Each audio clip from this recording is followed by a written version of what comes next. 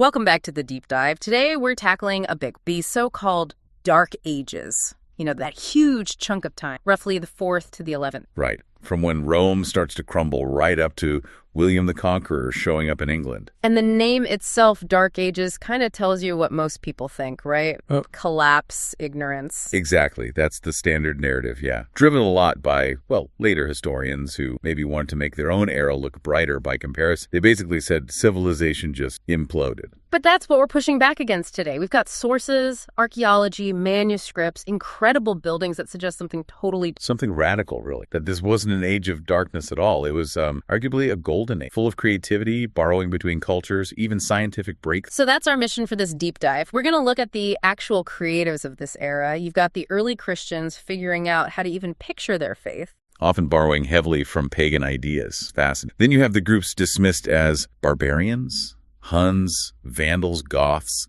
We'll see, they weren't just destroyers. Far from it. And we absolutely have to talk about the genius of Islam during this period. Mathematics, architecture, just lighting up the world stage. Yeah, it's a huge story. Our sources today will take us, everywhere. From hidden catacombs under Rome to the gold treasures of the Huns, Byzantine churches, monasteries way up in Britain, even the palaces of Islamic caliphs. It's a dizzying journey, but it paints a picture of incredible artistic. So let's dive in. Okay, so early Christian art. If you want to understand it, you got to start with secrets, right? This wasn't a public religion. Not at all. And their visual language, it started as code. Almost like spycraft. We actually have proof they were living right alongside Romans, even in places like Pompeii. Pompeii, which was buried in 79 AD. That's really early. Exactly. And the proof is this amazing little word puzzle. It's called the Rotas square. Oh, I think I've heard of this. It pops up everywhere, doesn't it? Gaul, Syria, even Roman Britain. That's the one. Found scratched on walls, columns. For ages, people thought, it's just a game or maybe some kind of magic spell. It looks simple, right? 5 Latin words, rotas, opera, tenet, arapo, sator.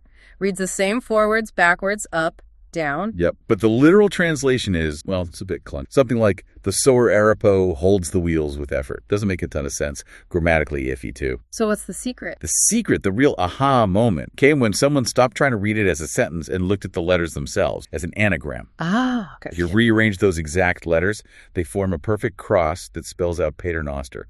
Our Father, the main Christian prayer. Wow. But wait, it gets better. What letters are left over after you make the cross? 2 A's and 2 O's. Precise. Alpha and Omega, the beginning and the end. That core Christian symbol for God himself. That is seriously clever. So it wasn't just Christians were here. No, it was much more. It was a declaration of faith, a kind of protective charm, warding off evil. And right away, it tells you something crucial about early Christianity. They loved signs, symbols, hidden meaning. That appetite shaped everything that came next. And that love for symbols definitely carried over into the Roman catacomb. Now, we should probably clear something up about the catacombs. Yeah, good point. They weren't solely hiding places where Christians were constantly cowering from Romans. Yeah. The authorities knew about these burial networks. So the secrecy wasn't about the place, but about the communication happening down there. Exactly. It was about having a shared visual language that insiders understood, like the fish symbol. The ichthyes. How did that work again? Super simple, really. If two strangers met and suspected each other might be Christian, one would casually draw an arc in the dust. And the other would draw the second arc to complete the fish out. Spot on. Instant recognition, safe, subtle. And then there's the chiro, right? P with the X. The Christogram. Yeah, brilliant shorthand. It combines the first 2 Greek letters of Chris goes chi, ek, rho. It was seen as incredibly powerful, almost like a protective logo. And you can still see its ghost today, can't you, when people write Xmas? That's it, exactly. That X is a direct descendant of the chi rho, a 2,000-year-old symbol still kicking around. What about the anchor? That seems an odd choice. It does, until you look closely at an old Roman anchor, the top part, with the crossbar and the ring. It looks remarkably like a cross. Ah. Okay, so it's another disguised cross. Clever. Very. A way to signify the crucifixion, the absolute core belief, without actually drawing the forbidden image. But it sounds like these early centuries were mostly about symbols, not actual pictures of people or scenes. Pretty much. Figures only really start appearing maybe around 300 AD or so. Mm-hmm. Right at the beginning of the period we're calling the Dark Age. And even then, the images they used, often in burial chambers like the catacombs of Priscilla, were still packed with code. Like the peacocks. Symbol of eternity. There was an ancient belief that peacock flesh didn't decay. Plus, they shed and regrow those amazing feathers every year. So visually, it instantly says everlasting. Makes sense. And the 3 young men in the fire. That one's about salvation. God protecting the faithful even in the worst trial. A message of hope for a community that sometimes faced persecution. But the absolute bestseller, the image you see again and again, is Jonah. Jonah and the whale, or sea monster. Yeah, the great fish or sea monster. Yeah. Why him? Think about it. Swallowed for 3 days. And then spat out onto dry land, just like Jesus rising after 3 days. Exactly. Jonah was the perfect stand-in. He represented resurrection and redemption without needing to depict Christ directly, which was still maybe a bit risky. Or perhaps they hadn't settled on look. Which brings us to the big question, doesn't it? What did Jesus look like? The Bible doesn't say. Not a word about his physical appearance left artists with a huge problem and frankly led to centuries of debate and wildly different depictions. So the image we often see now, the bearded sort of long-suffering face, maybe from the Shroud of Turin, that's not how they saw him. Definitely not. That tortured, bloodied image is much, much later. Think medieval period. It reflects a whole different theology focused on guilt and terror that developed maybe 1,000 years after he... So what did the first pictures, the ones from our era, the 4th, 5th century? Completely different. The earliest Jesus is often, well, frankly, a happy-go-lucky young guy. Often blonde, boyish, no beard, just strolling around, performing miracles. With a wand sometimes. I've seen images like that. Yeah, holding a little rod or wand. Like a magician, curing the paralytic, raising Lazarus, turning water into wine at Cana. It's all very casual and positive. Why so different? Why that specific look? Because the early Christians weren't looking for a God of judgment, guilt, not yet. They needed a God of hope, light, salvation. So they did something pretty audacious. They borrowed. They borrowed big. They looked at the most popular God of hope and light in the room, Apollo, sun. So Jesus starts out looking like Apollo. Blonde, youthful, curly hair. Pretty much, yeah. It sounds weird to us now, but it made sense then. They needed an attractive, relatable image for their god, and Apollo fit the bill. It was about making the new faith appealing, using familiar visual language. But didn't that risk just making Christianity seem like another version of Apollo worship? How did they distinguish? That's a really good question. I think they managed it because they weren't just copying, they were repurposed. They took the idea of Apollo, light, youth, hope, and applied it to Jesus. Same with other symbols. Like the halo. Exactly. The halo comes directly from Apollo's association with the sun. It's borrowed sunshine, basically. Mm-hmm. And angels. Winged figures. Yeah. Like Roman victory. Spot on. They adapted the Roman Nikes, those winged figures representing victory and carrying the soul to the afterlife, and turned them into angels. They were absorbing the useful, attractive bits of the surrounding culture. And then there's that whole feminization aspect scholars talk about. Some early Jesuses look quite soft, almost androgynous.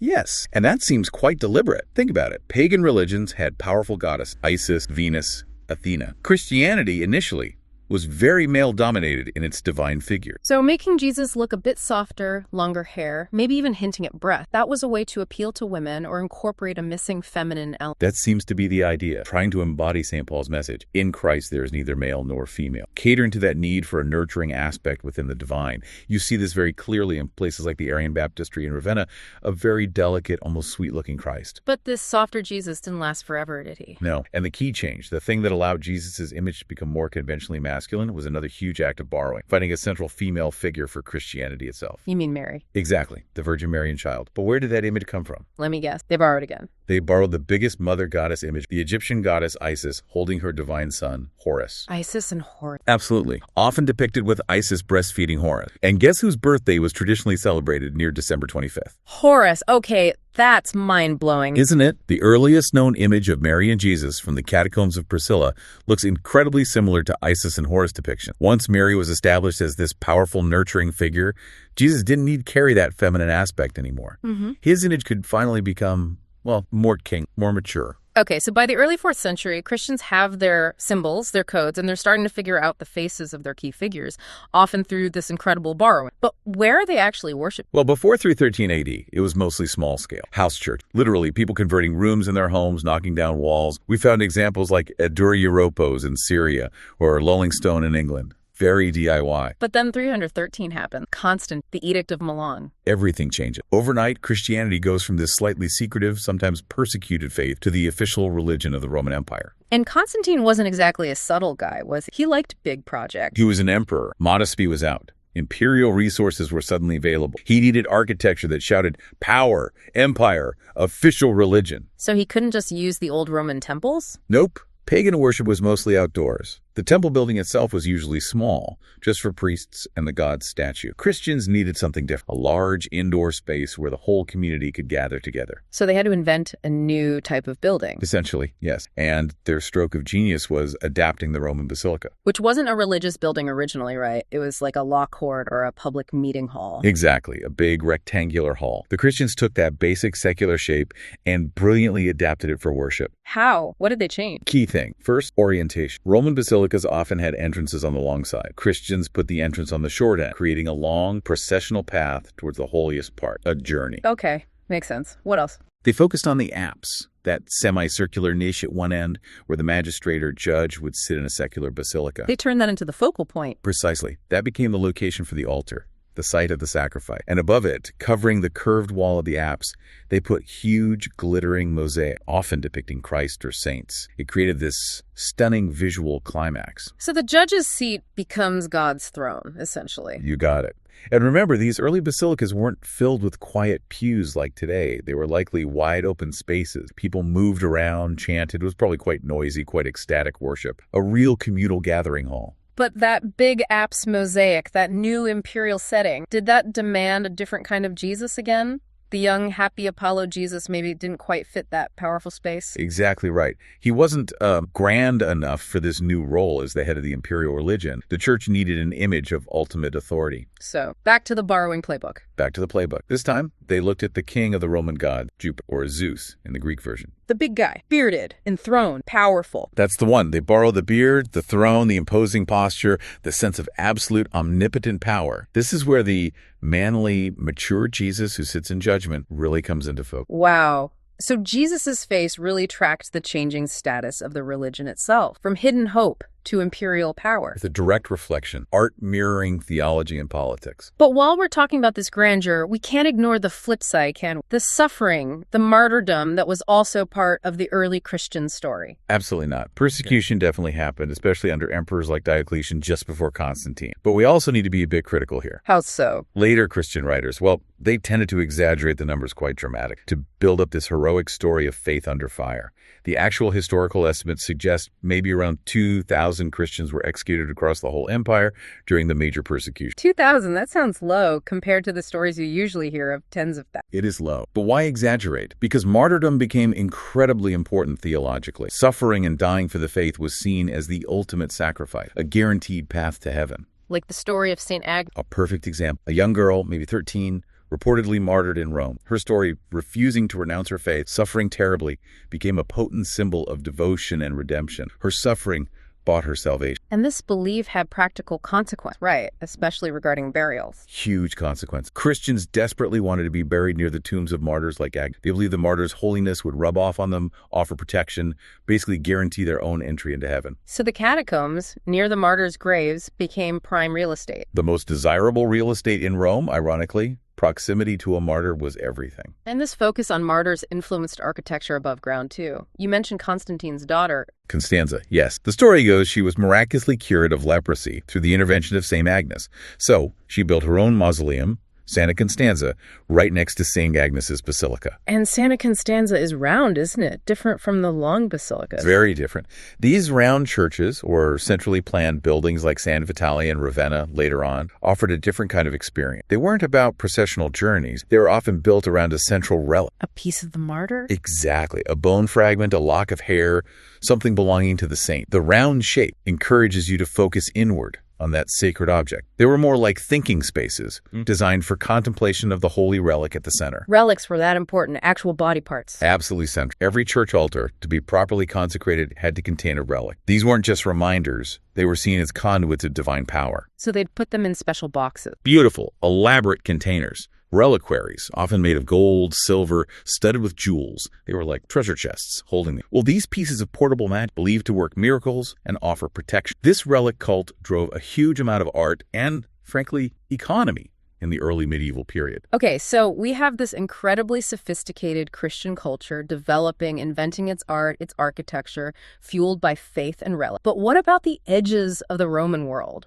What about the people they called barbarians? Yeah, we really need to tackle that word barbarian. Originally, for the Greeks, it just meant someone whose language sounded like bar, basically, unintelligible. Just someone who spoke differently. Pretty much. But the Romans, and especially later Christian writers, weaponized the term, used it to paint anyone outside the empire as savage, uncivilized destroyers. It justified conquest and prejudice. So time to ditch the image of, like, Conan the Barbarian, naked guys with clubs. Please, let's start with that. For instance, the Visigoths, they invented trousers, much more practical for riding horses than a Roman toga.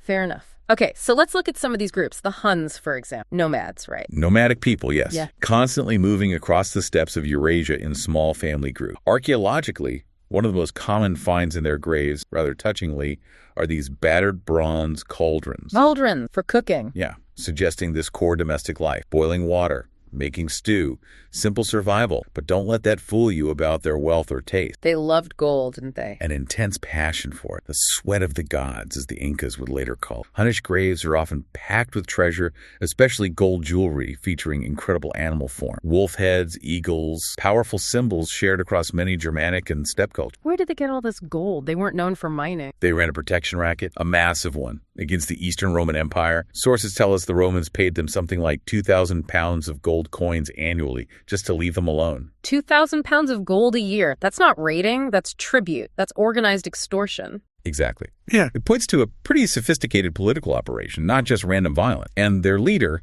Attila, he wasn't some grunting savage. No. What do we know about it? Well, the Roman diplomat Priscus, who actually met him, describes a complex figure. Attila reportedly spoke multiple languages, maybe even 8 by the time he was a teenager. He led a huge confederation of peoples, Goths, Burgundians, Alans, even Greeks. It was like a barbarian European Union. Wow. And Priscus visited his court. Yes, and his description is fascinating. Attila's palace was made of wood, quite simple. During a banquet, Attila ate off a plain wooden plate and drank from a wooden cup, while his guests used fancy gold and silver. Showing off his simplicity, contrasting it with Roman decadence. Precisely. A calculated political statement, demonstrating his power wasn't in flashy displays, but in command and his connection to his people's roots. Very shrewd. Okay, so the Huns were complex. What about the Vandal? Their name is literally synonymous with destruction now. I know, poor Vandals. It's totally unfair.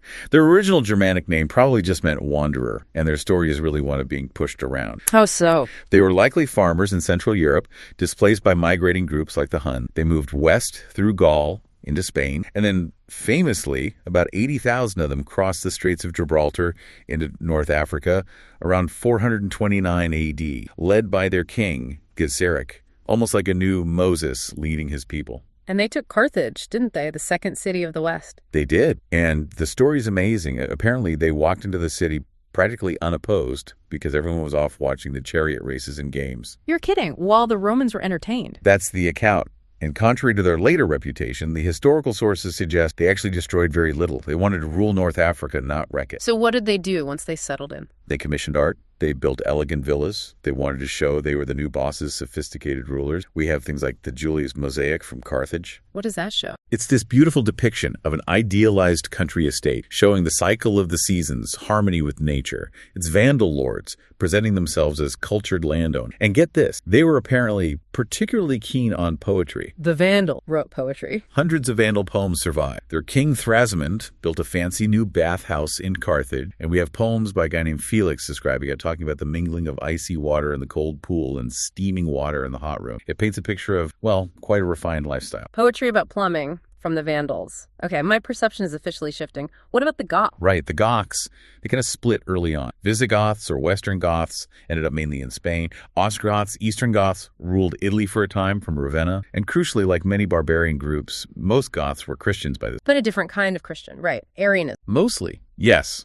at least initially. Arianism was technically a heresy, according to the Roman Church. Named after a priest called Arius, it taught that Jesus, while divine, was less divine than God the Father, created by God, not equal to him. How did that affect their art? Did they depict Jesus differently? It seems so. Arian Christ figures often appear a bit more human, maybe less imperial and imposing than the Jupiter-style Christ developing in Rome and Byzantium. You can see this in the Arian baptistry in Ravenna. The Jesus being baptized looks quite young and, well, maybe less overwhelmingly powerful. Interesting. So the Ostrogoths in Italy, under Theodoric. Yes, Theodoric the Great. He ruled from Ravenna, and they left some incredible stuff, like the Codex Argenteus, Silver Bible. Silver Bible. It's a fragment of the Gospels written in the Gothic language, proof they had their own written literature using silver ink on purple-dyed vellum, purple being in the imperial, a real statement. And Theodoric built that distinctive mausoleum in Ravenna, too. An amazing piece of Ostrogothic architecture, quite unlike Roman style. It's famous for its roof, which is a single massive slab of Istrian stone weighing something like 300 tons. How they got it up there is still... Wow. And the Visigoths, what'd they leave behind? After they converted from Arianism to Roman Catholicism, they built churches and left behind stunning treasure like the votive crowns of Guarzar. These weren't meant to be worn. They were gold crowns inlaid with gems, hung above the altar as offerings to God. Exquisite craftsmanship. And architecturally, did they innovate? They did. Arguably, their greatest contribution was the invention of the horseshoe arch. Not the standard Roman semicircle? Nope. The horseshoe arch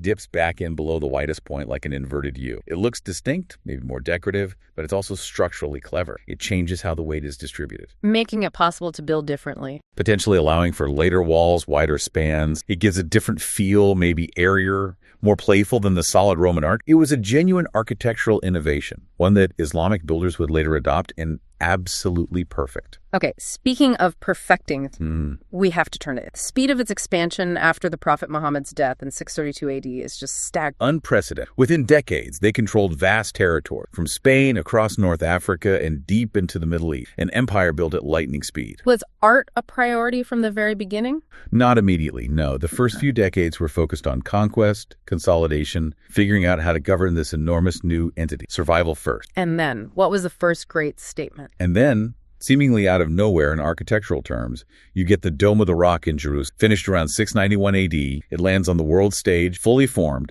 as this definitive statement of Islamic presence, power, and aesthetics. And it's visually stunning. That golden dome, the octagonal shape. The geometry is key. It's an octagon. Why? Because the octagon is seen as a transitional shape, mediating between the square, representing the earth, and the perfect circle, representing heaven. It's a bridge between worlds. And the proportions are deliberate, too, right? Incredibly precise. The diameter of the dome, the height of the walls, the length of each side of the octagon, they're all based around the number 20 meters. It's like divine mathematics made solid. Geometry as God. And the location, it couldn't be more significant. It sits on arguably the most contested, religiously charged piece of real estate on the planet, the Temple Mount, site of Solomon's temple, the rock where Abraham supposedly prepared to sacrifice Isaac, and crucially for Islam, the rock from which the Prophet Muhammad is believed to have ascended to heaven. So it's anchoring Islam right in the heart of Jewish and Christian history. Absolutely. And it wasn't shy about it. There's a long inscription running around the inside of the dome made of mosaic tiles. What does it say? It directly addresses the people of the book, Christians and Jews. It quotes Quranic verses emphasizing the oneness of God,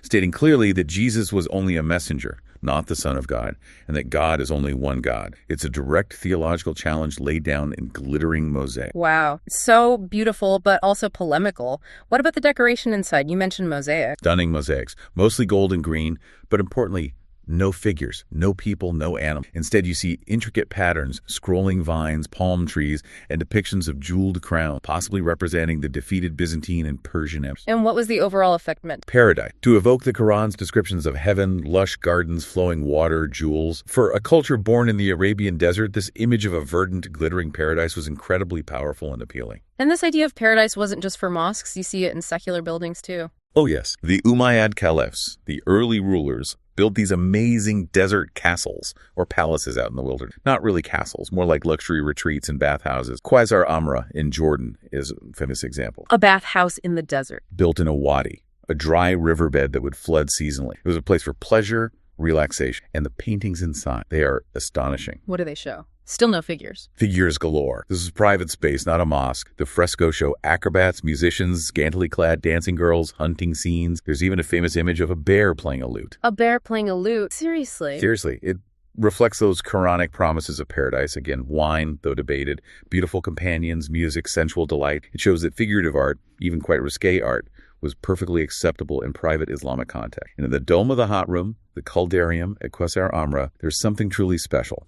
One of the earliest known accurate representations of the night sky in Islamic art. A star chart painted on the ceiling, showing constellations, the signs of the zodiac. Imagine bathing under that, a map of the cosmos. It highlights how central astronomy was from early on. That connection to the cosmos and mathematics seems fundamental. How did that play out in public religious architecture? Well, the basic model for the mosque, like the one of Ibn Tulun in Cairo from the 9th century, actually goes back to the Prophet Muhammad's own house in Medina, which was a simple structure. Very simple. Mud brick walls, a large open courtyard. That courtyard became a key feature of mosques, a communal gatherings. Then you have the covered arcades around it, providing shade. Very practical. And the key Qibla wall. Yes, the wall that indicates the direction of Mecca for prayer. It's marked by a special niche called the mihrab, often the most richly decorated part of the mosque. And nearby, the minbar, pulpit where the imam gives the sermon. But again, decoration-wise, generally, no figures in mosque. Instead, the decoration comes from complex geometric patterns, beautiful tile work or stucco carving,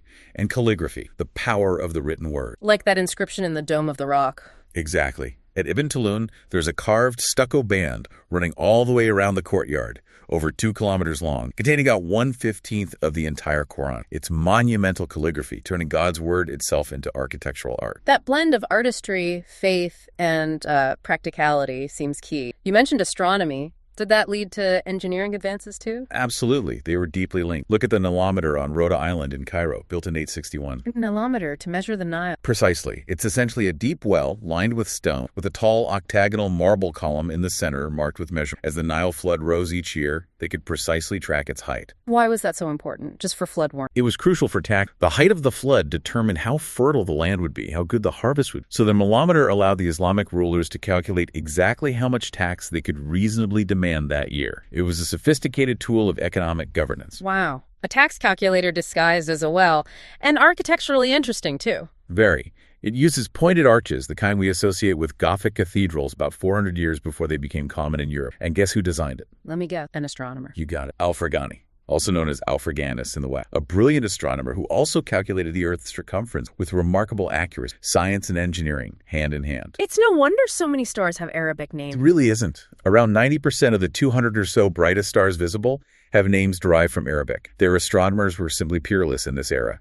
Aldebaran, Betelgeuse, Rigel, all Arabic. And this astronomical knowledge led to instruments like the Astrolabe. Yes, the Astrolabe is a perfect example of faith-driving science, often called the first computer, or maybe a medieval smartphone. It's a complex device used to measure the position of stars and planets. What was its main purpose? Navigation. Partly, but for Muslims, its primary uses were religious, determining the precise direction of Mecca, the Qibla, from anywhere in the world, and calculating the exact times for the 5 daily prayers, which depend on the sun's position. It required sophisticated mathematics and astronomical observation. All this sophistication really came together in places like Cordoba in Spain, didn't it? Cordoba in the 10th century was astonishing. While places like London and Paris were basically muddy towns, Cordoba was a huge, thriving metropolis. It had paved streets, street lighting. Street lighting in the 10th century. Allegedly, yes. Yeah. And running water, public baths, even flush toilets in some houses. It was leagues ahead of the rest of Western Europe. Their water engineering was phenomenal. They used water wheels, aqueducts, dam to manage the Guadalquivir River, not just for sanitation, but to create stunning, irrigated gardens, trying to physically recreate that vision of paradise on Earth. And the Great Mosque of Cordoba, that's famous for its art. Forest of art, breathtaking. And it came about partly through clever problem solving. They reused hundreds of columns taken from older Visigothic churches and Roman buildings in the air. But the columns were different height or too short? Exactly. They were too short to create the grand, airy space they wanted. So they came up with an ingenious solution, the double arch. Stacking one arch on top of another. Precisely. They put a standard semicircular Roman arch directly on top of the Visigothic horseshoe arch. This instantly gave them the height they needed, creating this incredibly light, spacious, almost infinite-seeming interior, solving an engineering problem with pure aesthetic brilliance, the aesthetics of light, as one source calls it. Okay, we've seen sophisticated Christian art emerge, complex barbarian cultures, and the scientific brilliance of Islam. Let's shift our focus now way up north to the colder, windier, arguably tougher parts of Europe during this era, like Lindisfarne. Holy Island, off the coast of Northumbria in England. A very evocative place, founded by Irish monks. And they chose it deliberately because it was so remote and difficult to get to, right? Cut off by the tide. Exactly. That isolation, that hardship was part of the point. They saw themselves as exiles for Christ, embracing austerity and remoteness as a spiritual discipline. The harder the life, the closer to God. But that isolation didn't save them from the Vikings, did it? Lindisfarne was one of the first major targets. The first major recorded Viking raid on England, 793 AD, a real shock to the system. Monasteries like Lindisfarne were tempting targets for several reasons. The treasure, obviously.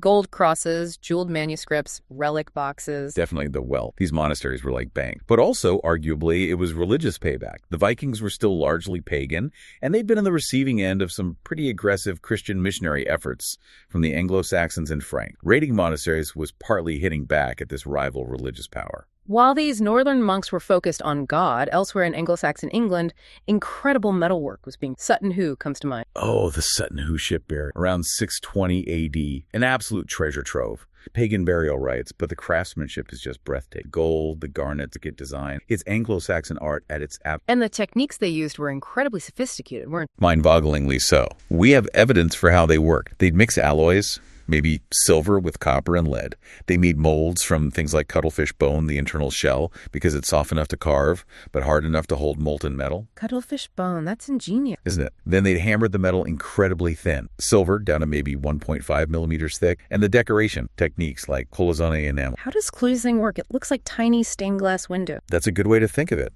You create a delicate framework, like tiny walls, usually out of pure gold wire, soldered onto the base metal. Then you grind up colored glass. Sometimes they even reuse Roman mosaic tesserae into a fine powder. Okay. You carefully fill the little cells made by the gold wire with this glass powder, different colors in different sections. Then you fire it in a kiln. The glass powder melts and fuses into smooth, jewel-like enamel, creating these vibrant miniature pictures. The famous Alfred Jewell uses this technique. It's incredibly painstaking. Amazing. Now, what about the Vikings themselves? Beyond the raiding stereotype, we need to ditch the horned helmets, right? Absolutely. Horned helmets are pure 19th century opera costume invention. Never worn by actual Vikings. They were farmers, traders, explorers, and incredible sailors. Reached North America, Newfoundland, centuries before Columbus. And their art, was it similar to the Anglo-Saxons? Similar materials, sometimes metalwork was huge. They adapted things they encountered, like Roman military belt buckles, turning them into their own distinctive T-foil brooch. But their style often feels even more energetic, maybe wilder, especially in wood carving. Like on the Oseberg ship. The Oseberg ship burial from Norway, yeah, another stunning find. The oak ship itself is a masterpiece of naval architecture, over 60 feet long. But the carvings covering parts of it, especially the animal head post, they're phenomenal. What do they do? These incredibly complex, interwoven patterns of writhing, looping animal body, sometimes called animal acrobat. They twist and turn, biting themselves, weaving in and out. It's dynamic, almost dizzying. And hard to even figure out how they planned it. Sources suggest it required a kind of computer brain to visualize the whole intricate 3D pattern before even starting to carve. You had to see the whole knotwork in your head. Like the Islamic focus on geometry and the Christian focus on symbols, the Vikings seem obsessed with this complex interlace, and they had their own form of writing too, didn't they? Rune. The runic alphabet, often called the Futhark after its first few letters. Yeah. And runes weren't just letters. They were believed to hold magical power, divine knowledge. According to myth, the god Odin discovered them after hanging himself from Yggdrasil, the world tree. So writing itself was sacred or magical? Very much so. And the shapes of the rune, lots of strong vertical lines, sharp angles, are partly because they were designed to be easily carved into wood or stone. Easier to cut straight lines with a chisel than curves. We see runes on things like the Jelling Stone in Denmark. The Jelling Stone is fantastic. A huge 10-ton stone raised by King Harold Bluetooth. Yeah. Yes, at Bluetooth around 965 AD to commemorate his conversion of the Danes to Christianity. It has inscriptions and amazing carvings. Including a crucifixion scene. Yes, one of the earliest Scandinavian depictions of the crucifixion. But it's fascinatingly Viking. Christ is shown bound to the cross, entangled in these typical Viking interlaced patterns, but he looks strong, almost defiant. There's no sense of Roman suffering. It's like they're confidently interpreting this new Christian imagery through their own cultural lens, maybe even misunderstanding parts of it, but making it powerfully their own. That interlace pattern, though, it wasn't just Viking, was it? We see it in Celtic art, Anglo-Saxon stone crosses. Absolutely. That intricate, endlessly looping, over and under knotwork is a defining feature of art across Northern Europe in this period. Yeah. You see it carved on stone crosses like those found in Ireland, Scotland, the Isle of Man, Northern England. What was the point of all that complex? Was it just decoration? Probably not just decoration. Many scholars think it was a way of visually representing the interconnectedness of creation, the endless rhythms of life, death, and rebirth. A sort of map of the cosmos, showing how everything is woven together in a pattern that never truly ends. Some think its origins might even lie in practical crafts like basket weaving or textile pattern, elevated to high spiritual art. And this interlace finds its ultimate expression in the illuminated manuscripts, like the Lindisfarne Gospels. Well, the Lindisfarne Gospels. Yeah. Created around 700 AD, likely by a single monk named Edfrith on that isolated island we started with, it is an absolute masterpiece. A calligraphic cosmos called it. Calligraphic cosmos, I like that. It perfectly blends that intricate Celtic Anglo-Saxon love of complex pattern with the new energy and textual focus of Christianity. The level of detail, the precision, the vibrant colors, it's mind-blowing, especially knowing it was done by hand by candlelight on a windswept island. And the most famous page, the opening of St. John's Gospel. The Chi-Rho page is stunning, but the opening words page, in principio erat verbum, in the beginning was the word. It's perhaps the ultimate statement of this entire artistic synth. The letters themselves are turned into these incredibly complex, densely interwoven patterns. So the Word of God is literally woven into the fabric of creation, visually. Exactly. It perfectly captures the immense power and sacredness that written language, the Word, held in this era. It's the climax of this northern artistic tradition, bringing together faith, intricate design, and the profound meaning found in the text itself. #tag out. So let's try and pull this all together. We started by questioning the whole idea of the dark. Looking back now, it seems completely wrong, doesn't it? Utterly wrong.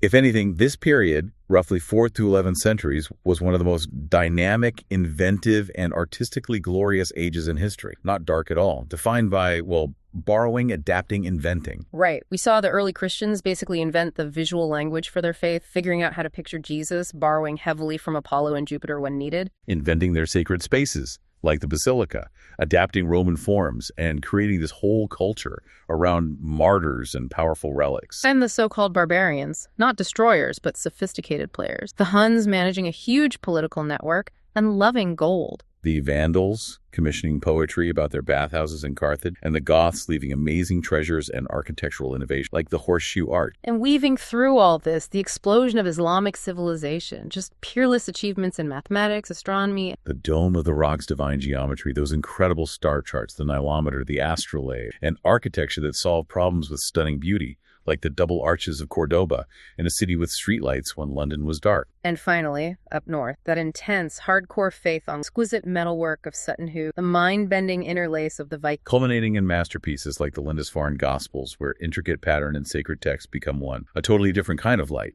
but just as bright. So, when William the Conqueror rolls into England in 1066, which historians often use to mark the end of the Dark Ages, he was really ending one of history's great ages of art and cross-cultural creativity, an age of light, not dark. So the final thought we want to leave you with, the next time you see a piece of art from this period, maybe in a museum, a church, even a picture in a book, don't just look at it. Try to read it. Yeah. Look for the codes. Is that carving just a pattern, or is it mapping the cosmos? That figure simply Jesus, or is there a hint of Jupiter's power or Apollo's youth? Where did that arch shape come from? Ask yourself, what secrets were they hiding or revealing in plain sight? You might just find that this supposedly dark age has been shining brightly all along. You just need to know how to look. That's all for this deep dive. Join us next time.